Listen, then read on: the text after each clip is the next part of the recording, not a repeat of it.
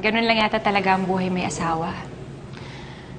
Katulad nga nung babae dun sa pelikula, minsan, naiisip ko, paano kaya kung pagising ko isang araw, bigla na lang single ako.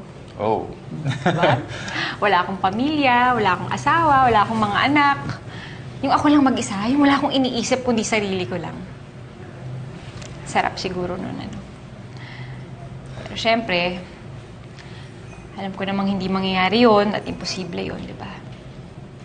I guess, feeling mo ngayon medyo stuck ka na sa buhay mo? Stuck. Pero syempre, hindi naman ako malungkot na stuck ako.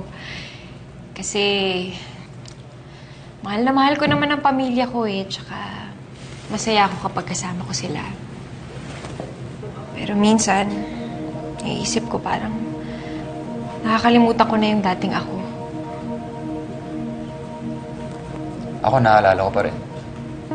Ito ba yung Mel na carefree? Yung Mel na palaging nakangiti?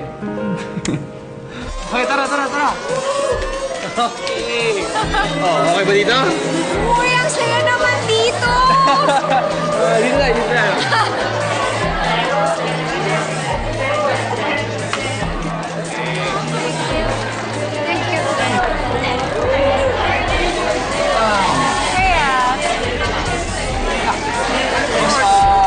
Pwede ng drinks. Ano bahala sa amin? Okay ba? Gusto namin drinks.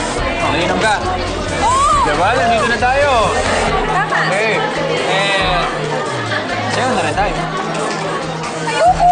Ano ba? Ang dami mga bagets, so nakakahiya. Wag na. Okay lang yan. Sige na, tara na. Let's go. Hindi! Wala pa naman yung drinks. Let's go. Habangin natin yung drinks.